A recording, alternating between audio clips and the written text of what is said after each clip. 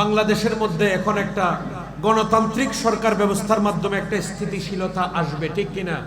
সর্বোপরি আমরা মুসলমানদের জীবনেও মাহে রমজান উপলক্ষে আমরা মনে করি আমাদের বাংলাদেশের উপর আল্লাহর রহমতের মাধ্যমে একটা শান্তি, একটা স্থিতি আসবে, ঠিক কিনা? কিছুদিন আগে দেখেছেন ইসলামী দুনিয়ায়, বিশেষ করে আমাদের বাংলাদেশে প্রায় ৩০০-র উপরে মাজারে হামলা হয়েছে, যেগুলা আমাদের মুসলমানদের কখনো কাম্য। আমরা আশা করি বর্তমান সরকার যারা এসেছেন তারা এই ইসলামের সঠিক মূল্যবোধকে প্রাধান্য দিয়ে এই বাংলার জমিনে যত আল্লাহর ওলিদের মাজারে হামলা হয়েছে এগুলোর সঠিক তদন্ত করে এগুলো কারা করেছেন, কি উদ্দেশ্যে করেছেন, এগুলোর সঠিক তদন্তের মাধ্যমে বিচারের ব্যবস্থা করে আমরা মুসলমানদের মনে শান্তি আনার চেষ্টা করবেন। বড় ফিতনার যুগ, আল্লাহ যে বলেছেন উদখুলু ফিস সিলমে কাফা, পরিপূর্ণরূপে ইসলামে প্রবেশ করো, এটা আমার আল্লাহ জেনে বুঝে বলেছেন। কারণ ইসলাম নিয়ে অনেকে নানান রকম ভণ্ডামির আশ্রয় নিবে, ইসলামকে এক একজন এক এক রকম করে প্রচার করবে। আমার আল্লাহ বলেন একমাত্র সেটাই পরিপূর্ণ ইসলাম যেটা আমার মদিনাওয়ালা নবী নিয়ে এসেছেন, ঠিক কিনা? আজকে ইসলামের নামে ঘরে ঘরে মহিলাদের মধ্যেও আজকে মহিলারাও ঘরে ঘরে গিয়ে আজকে ইসলামের তালিম দেয়, ইসলাম বুঝাইতে চায়, ঠিক কিনা? এই সমস্ত ফিতনা ফাসাদ আমাদের ঘরে জায়গা দেওয়ার কোনো প্রয়োজন। আমরা চট্টগ্রামবাসী, আমরা আহলে সুন্নাত ওয়াল জামাতের অনুসারী, ঠিক কিনা? আমাদেরকে আল্লাহর ওলিরা আমাদের ইসলামটাকে যেভাবে ঘষে ঘষে স্বর্ণ তোলা হয়, আমাদেরকে ইসলামের স্বরূপটাকে আল্লাহর ওলিরা বড় কষ্ট করে আমাদের সামনে দিয়ে গেছেন, ঠিক কিনা? আমাদেরকে আর নতুন করে কারো কাছ থেকে ইসলাম বুঝার দরকার, ঠিক কিনা? আবাজি শাহজালাল ইসলাম জিয়া নাইনি ইয়ে নতুন বেশি কেউ ইসলাম বুঝিব না। আর চট্টগ্রাম শহরত শাহ আমানত শাহ বদর শাহ মোহসেন আউলিয়া বাইজিদ বুস্তামি মিসকিন শাহ গরিবুল্লাহ শাহ তারা যে 12 আউলিয়া ইসলামর দাওয়াত লই এসছি, ই তারা নামাজ ন পড়ে বুঝছি না? ইতারা যেই নিয়মে নামাজ পড়ি আল্লাহরে রাজি করছি, আরও এই নিয়মে নামাজ রোজা ইবাদত বন্দেগী করি এরা আল্লাহরে রাজি করছি, ঠিক কিনা? অন্য কোনো নতুন নিয়মের কোনো প্রয়োজন আরতে, ঠিক কিনা? আজ ইসলাম লইয়েরা ফিতনা ফাসাদ শুরু হয়ে গেই, নামাজ লইয়েরা শুরু হয়ে গেই, আল্লাহর ওলিয়কলর দরবার লই শুরু হয়ে গেই, এদের রমজান আইয়ের রমজানের তারাবি লইয়েরা পর্যন্ত শুরু হয়ে গেই, ঠিক কিনা? সাহাবায়ে কেরামরা আমাদেরকে 20 রাকাত তারাবির নামাজ দিয়ে গেছেন, ঠিক কিনা? আমরা সাহাবায়ে কেরামরা যেইভাবে দিয়েছেন আমরা সেটাকে মজবুত ভাবে ধরে রাখবো, ঠিক কিনা? নতুন কোন নিয়ম আমাদের প্রয়োজন আছে না? এখন কেউ যদি আইয়ারা কয় দে কোরআন নাই হাদিস নাই, অবৈনকল তোমরা কি রদ দে কোরআন নাই হাদিস নাই, এল্লে নামাজ ইয়ে না হারাতে মানানোর দরকার, ঠিক কিনা? আর হইল সাহাবায়ে কেরাম অকল কোরআন হাদিস অনেক বেশি জানে, ঠিক কিনা? আল্লাহর ওলি অকল কোরআন হাদিস অনেক বেশি বুঝে। ইতারা যেইভাবে যেই রীতিনীতি আর দিকে আর এই রীতিনীতিতে আরও তাইকুম আর সন্তান অকলেরও রাখুন, ঠিক কিনা? ওনারা বুঝতে লাগুন না কি হয় আই কি বুঝাইতাম সারিয়ান বুঝছেন না ওনারা। ইনশাআল্লাহ আল্লাহ পাক আমাদের সবাইকে কবুল করুন, সবাই বলুন আমিন। ইলেকশন হয়েছে, নির্বাচন হয়েছে, আমরা আশা করি বাংলাদেশের মধ্যে এখন একটা গণতান্ত্রিক সরকার ব্যবস্থার মাধ্যমে একটা স্থিতিশীলতা আসবে, ঠিক কিনা?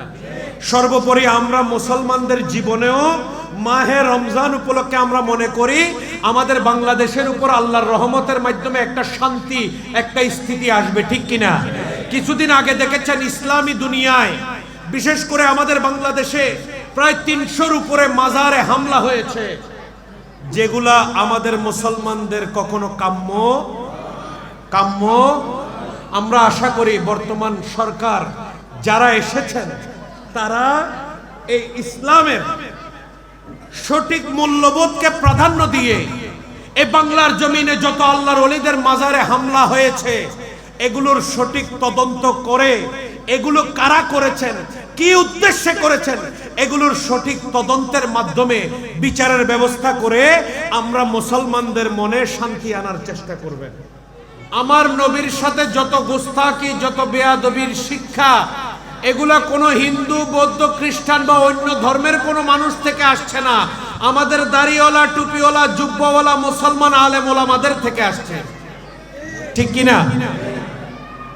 আপনি দেখবেন কেউ আমার নবীকে জানের চাইতে বেশি ভালোবাসে, অনেক আলেমেরা, সত্যিকার যারা আলেম, ঠিক কিনা? আবার কিছু কিছু আলেম যাদের মাথায় পাগড়ি, মুখে দাড়ি, তারা আমার নবীর শানে, আমার নবীকে নিরক্ষর বলে, আমার নবীকে সাংবাদিক বলে, আমার নবীকে মক্কা থেকে মদিনায় পালিয়ে গেছে বলে, আমার নবীর জশ্নে জুলুসের মধ্যে গরম পানি মেরে আমার নবীর শানকে দিবারাত্রি ছোট করতে চায়, ঠিক কিনা? কেউ নবীকে জীবনের চাইতে বেশি ভালোবাসে, ঠিক কিনা? আবার কেউ নবীকে, নবীর সুন্নাত আছে, নবীর সুন্নাত আছে, কিন্তু যে সুন্নাত যেই নবী দিয়েছেন সেই নবীর মহব্বত অন্তরে নাই, ঠিক কিনা? এই আলম আমাদের কোনো কাজে আসবে? যে আলম পড়ে নবীকে নিরক্ষর বলা হয়, আমার আল্লাহ বলেন সেই আলমের কোনো প্রয়োজন, ঠিক কিনা? যে আলম পড়ে আল্লাহ মক্কা থেকে আমার নবীকে মদিনায় হিজরত করতে বলেছেন, হিজরত করেছেন, যে আলম পড়ে আমার নবীকে পালিয়ে গেছে বলে সেই আলমের কোনো মূল্য আমার আল্লাহর দরবারে, ঠিক কিনা? আপনি আলম হাসিল করবেন, এলম হাসিল করার আগে আপনার আকীদা, আপনার মৌলিক জীবন দর্শন আপনাকে ঠিক করতে হবে। আর মুসলমানদের মৌলিক যে ঈমানের যে মূল ধারা, সেটা হচ্ছে লা ইলাহা ইল্লাল্লাহর সাথে মুহাম্মাদুর, শুধু লা ইলাহা ইল্লাল্লাহ, শুধু লা ইলাহা ইল্লাল্লাহ নয়। আল্লাহ যদি চাইতেন শুধু লা ইলাহা ইল্লাল্লাহর মাধ্যমে আমাদেরকে ঈমানদার বানাইতে পারতেন, ঠিক কিনা? কিন্তু আল্লাহ বলেন যতক্ষণ আমার নবী মুহাম্মদুর রাসূলুল্লাহর জিকির শুধু জবান থেকে না, তোমার অন্তর থেকে আসতে হবে, ঠিক কিনা? যতক্ষণ মুহাম্মদুর রাসূলুল্লাহ আসবে না ততক্ষণ তুমি পরিপূর্ণ মুসলমান হবে, আর যতক্ষণ পরিপূর্ণ মুসলমান হবে না ততক্ষণ তোমার কোরআন তেলাওয়াত তোমার কোনো কাজে আসবে, ঠিক কিনা? আবাজি এজিদে কোরআন তেলাওয়াত কম করছি না, কম করছি না, রাত দিন কোরআন ভুজি দেন না, ঠিক কিনা? তো ওর কোরআন তেলাওয়াতই বা আল্লাহর কাছে কবুল হই না, ওই না নয়, ঠিক কিনা? কবুল হই খারগান আর ইমাম হুসাইনের তেলাওয়াত, ঠিক কিনা? ফন্নান কবুল হই দেয়, কারণ আর ইমাম হুসাইন উত্তে ঈমানও আসিল, আমলও আসিল, ঠিক কিনা? এজিদুত্তে আমল আসিল কিন্তু ঈমান নো আসিল, ঠিক কিনা? তো সুতরাং আর ব্যাগ প্রতিষ্ঠানের মধ্যে এলম আছে কিন্তু আর তো সন ফরিবদে ঈমান পড়ে আছে, ঠিক কিনা?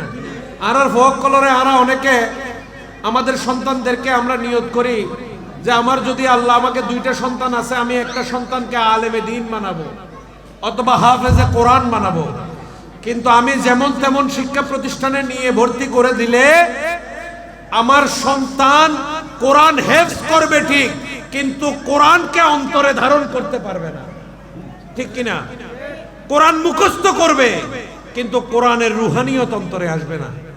কোরআনের রুহানিয়ত অন্তরে আসতে হলে আপনাকে শরীয়ত তরিকতের সমন্বয়ে আহলে সুন্নাত ওয়াল জামাতের আকীদায় যে শিক্ষা প্রতিষ্ঠান পরিচালিত হয় আপনার সন্তানকে সেখানে দিতে হবে, ঠিক কিনা? যেখানে গেলে আপনার সন্তান কোরআনের দরসও পাবে, আবার এই কোরআন যে নিয়ে এসেছেন সাহেবে কোরআন আমার নূর নবীর মুহাব্বতের দরসও পাবে, ঠিক কিনা? আপনার সন্তানকে আপনি সেই প্রতিষ্ঠানে দিবেন যেখানে কোরআন, নামাজ, রোজা, ইবাদত, বন্দেগীও আছে, আবার সাথে সাথে এই কোরআন যিনি নিয়ে এসেছেন সেই নবীর দরুদ ও কিয়ামও আছে, ঠিক কিনা? আলহামদুলিল্লাহ সেদিক থেকে এই হযরত মঈনুল কবির এবং হাফেজ জান আলী শাহ মাদ্রাসা এটা 100% আহলে সুন্নাত ওয়াল জামাতের আকীদায় প্রতিষ্ঠিত একটি শিক্ষা প্রতিষ্ঠান, ঠিক কিনা? তাই এই প্রতিষ্ঠানে আপনাদের সন্তানদেরকে পড়িয়ে আপনারা খুশি না বেজার? একটু আওয়াজ দিয়ে বলেন অভিভাবকেরা খুশি না বেজার? আলহামদুলিল্লাহ, আল্লাহ সবার আওয়াজকে কবুল করুন। আমি আর আলোচনা দীর্ঘায়িত করব না। এলম হাসিল করতে হবে শরীয়ত এবং তরিকতের সমন্বয়ে। শরীয়তের এলমের পাশাপাশি তরিকতের এলম, অর্থাৎ আমাদের জীবনে শিক্ষকের প্রয়োজনীয়তা আছে। দুই রকম শিক্ষক। কয় রকম? একজন হচ্ছেন যিনি দুনিয়াবি এলম শিক্ষা দিয়ে আমাদেরকে দুনিয়ার জন্য উপযুক্ত করবেন, ঠিক কিনা? আর আরেকজন হচ্ছেন আমাদের স্পিরিচুয়াল টিচার তথা একজন পীর ও মুর্শিদ, সম্যক আধ্যাত্মিক শিক্ষক, যিনি আল্লাহ এবং আল্লাহর রসুলের রুহানিয়ত শিক্ষা দিয়ে আমাদেরকে আল্লাহর জন্য উপযুক্ত করবেন, ঠিক কিনা? এই দুই শিক্ষার সমন্বয়ে আমরা আমাদের জীবনকে পরিচালনা করব। বিশেষ করে মাহে রমজান আমাদের সামনে সমাগত। আমরা নিজেদেরকে যতই মুসলমান দাবি করি না কেন, যদি আমাদের আখলাকে আমলে যদি ইসলামের কর্মগুলো যদি ফুটে না ওঠে, আমার আল্লাহ আমাদেরকে মুসলমান হিসেবে কবুল করবেন না, ঠিক কিনা? পঞ্জেগানা নামাজ আমাদের মুসলমান হওয়ার জন্য সাক্ষী, ঠিক কিনা? আপনি পঞ্জেগানা নামাজ, আপনার মাথায় টুপি থাকলে আপনি যখন ওযু করে মসজিদের দিকে যাবেন, তখন আপনি যে মুসলমানের সন্তান এটা আপনাকে কেউ পরিচয় করাইয়া দেওয়া লাগবে না, ঠিক কিনা? নামাজ আমাদের প্রত্যেকের জীবনে লাগবে, ঠিক না বে ঠিক? আল্লাহর ওলিগণ এসে আমাদেরকে এই বাংলার জমিনকে আবাদ করে নামাজ রোজা ইবাদত বন্দেগী দিয়ে আমাদেরকে মুসলমানের সন্তান হিসেবে পরিচিত করেছেন, ঠিক কিনা? কিন্তু আফসোসের বিষয়, আজকে যে আল্লাহর ওলিরা আমাদেরকে নামাজ রোজা ইবাদত বন্দেগী মসজিদ মিম্বর চিনিয়েছেন, সে আল্লাহর ওলিদেরকে আজকে ভুয়া বলা হয়, ভণ্ড বলা হয়, ঠিক কিনা? যে শাহজালাল আমাদের এই দেশে নামাজের দীক্ষা নিয়ে এসেছেন, ঠিক কিনা? এই ভারতবর্ষে মসজিদ ছিল না, কারণ যেখানে মুসলমান নাই সেখানে মসজিদের প্রয়োজন নাই, ঠিক কিনা? এই ভারতবর্ষে হুজুর খাজা গরিবে নওয়াজ এসে সর্বপ্রথম মসজিদের ভিত্তিপ্রস্তর স্থাপন করেছেন। আর আজকে সে আল্লাহর ওলিদেরকে আমরা চিনি না, ঠিক কিনা? তাহলে আল্লাহর ওলিগণ মানুষকে শরীয়তের আমলের আখলাকের শিক্ষা দিয়ে আল্লাহর রুহানিয়তের মকাম পর্যন্ত চিনিয়ে দিয়েছেন, ঠিক কিনা? শরীয়ত ছাড়া তরিকত হবে, আবার তরিকত ছাড়া শরীয়তের পূর্ণতা হবে, ঠিক কিনা? একটা আর একটার পরিপূরক। আপনি পীরের দরবারে যান, আপনি যদি নামাজ না পড়েন তাহলে আপনার তরিকত, আপনার শরীয়তের পূর্ণতা, তরিকতের পূর্ণতা। আবার আপনি নামাজ রোজা ইবাদত বন্দেগী করেন, কিন্তু আপনার একজন পীর ও মুর্শিদ নাই যার সোহবতে, যার তালিমে আপনার জীবন পরিচালিত হবে, তাহলে সেটাও সুন্দরভাবে ব্যালেন্স হয় না। শরীয়তের সাথে তরিকত, তরিকতের সাথে শরীয়ত, ঠিক কিনা? তাহলে নামাজ আমাদের লাগবে কি লাগবে না? লাগবে তো। আগামী সামনে এই যে মাহে শাবান আমাদের কাছ থেকে বিদায় নেওয়ার দ্বার প্রান্তে, আস্তে আস্তে রমজান আমাদের সামনে নিকটবর্তী, ঠিক কিনা? এই মাহে রমজানের প্রতিটা রোজা খালেস নিয়তে আমরা প্রত্যেক মুসলমানের রাখার প্রয়োজন আছে কিনা? একটু আওয়াজ দিয়ে বলতে হবে, রাখতে চাই কিনা? আজকে আওলাদে রসুলকে দুই হাত তুলে আমরা দেখাই, আমরা মাহে রমজানের রোজা রাখতে চাই কি চাই না? আলহামদুলিল্লাহ, আমরা রাখতে চাই কি চাই না? আমরাও রাখবো, আমাদের সন্তানদেরকেও রাখার জন্য তালিম দিব, ঠিক কিনা? আল্লাহ সবার হাতকে কবুল করুন। আমরা সবাই তারাবির নামাজ বা জামাতে আদায় করব, ঠিক কিনা?